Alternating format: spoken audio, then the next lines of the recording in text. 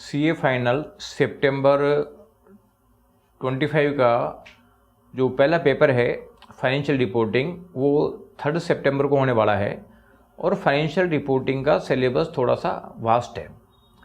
इसलिए अभी आप लोग जो भी प्रिपरेशन कर रहे हो उसको छोड़ के और अब सीए फाइनल का जो एफआर है उसकी प्रिपरेशन आप लोगों को स्टार्ट कर देनी चाहिए। इसका रीज़न है कि फर्स्ट पेपर अगर अच्छा हो गया तो आगे के लिए कॉन्फिडेंस बिल्टअप हो जाता है और वो पेपर भी अच्छे होते हैं, लेकिन अगर फर्स्ट पेपर बिगड़ गया तो आगे के पेपरों में कॉन्फिडेंस डाउन हो जाता है और सब जो पढ़ रखा है वो बेकार हो जाता है। इसलिए अब आप लोगों को सारा काम छोड़ के एफआर में लग जाना चाहिए। आज 29 तारीख हो गई और 30, 31 और 1-2 यानी 4 दिन का टाइम तो कम से कम आपको पढ़ना ही चाहिए। अब ये जो एफआर का सिलेबस बहुत वास्ट है, इस वास्ट सिलेबस को प्रायोरिटी वाइज पढ़ोगे तो आपको ज़्यादा बेनिफिट मिलेगा। यानी कम से कम आप ये पहले इंश्योर करना है, चाहे वो रैंक भी लाने की सोच रहा है तो पहले अपना पासिंग तो इंश्योर कर ले, उसके बाद वो आगे बढ़ने की कोशिश करे। तो जो कुछ चैप्टर हैं जो पास होने के लिए सफिशिएंट है और नंबर ऑफ चैप्टर भी कम है, वो मैं आप लोगों से पहले डिस्कस करूंगा कि किस प्रायोरिटी में आपको पढ़ना चाहिए। तो पहली प्रायोरिटी तो देखो, आप लोगों का जो पहला क्वेश्चन आता है सब्जेक्टिव में नॉर्मली आपका सीएफएस का आता है, कभी बिजनेस कॉम्बिनेशन का आता है और कभी सीएफएस का आता है, क्योंकि दोनों लगभग सेम ही हैं। तो सबसे पहला तो आपको जो चैप्टर करना चाहिए वो सीएफएस और बिजनेस कॉम्बिनेशन को सबसे पहले करो, क्योंकि इसमें अराउंड 20 मार्क्स का वेटेज तो इसका है ही है। आपको एक क्वेश्चन आएगा, साथ में कुछ एमसीक्यू में भी वो पूछेगा। एक आपको करना है फाइनेंशियल इंस्ट्रूमेंट्स, जो चैप्टर नंबर 11 है। तो फाइनेंशियल इंस्ट्रूमेंट का जो चैप्टर है इसमें भी अराउंड ये मान के चलें कि 15 मार्क्स का आसपास का तो क्वेश्चंस आते हैं।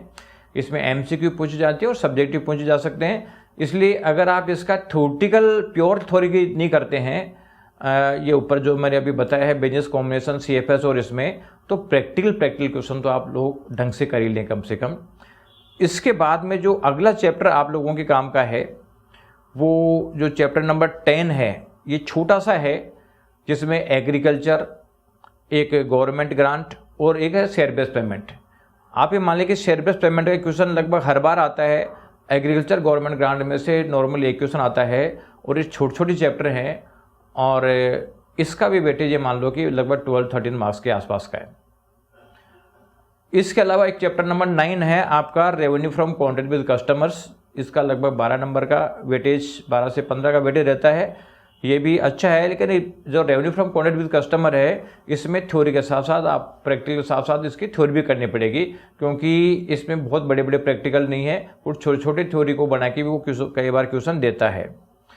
इसके अलावा चैप्टर 7 का जो यूनिट नंबर 2 है ये है फॉरेक्स का। इसमें भी नॉर्मली जो क्वेश्चन जो है इसमें से पूछा जाता है, ये मान के चलें कि लगभग 75% अटेम्प्ट में इसका क्वेश्चन आता है।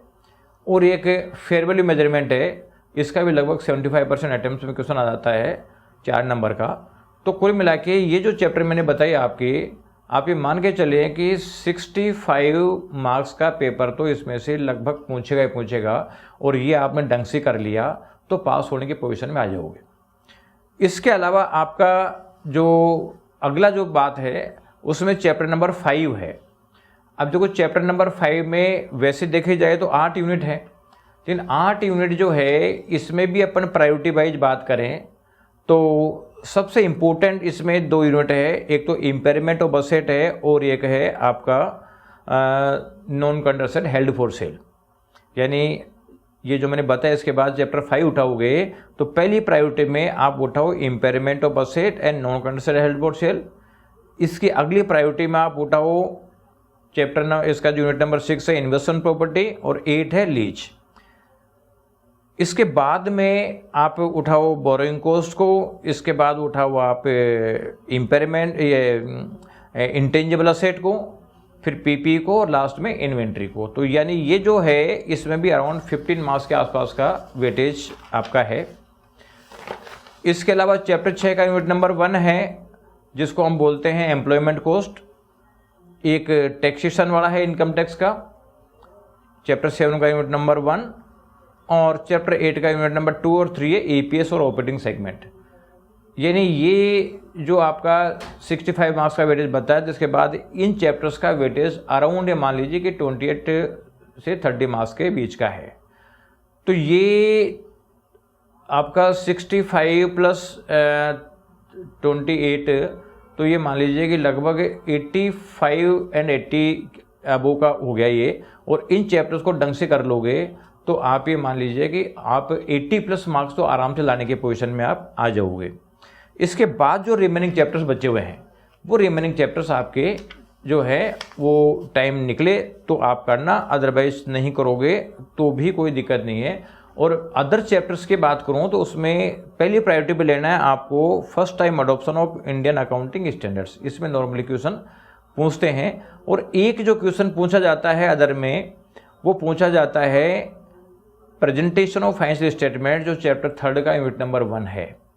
इसमें एक लोन डिफ़ॉल्ट वाला जो है थ्योरी का क्वेश्चन है, और वो कई बार पूछा जाता है। तो लोन डिफ़ॉल्ट से रिलेटेड ट्रीटमेंट क्या होता है, ये भी आप लोगों को थोड़ा ढंग से करना है।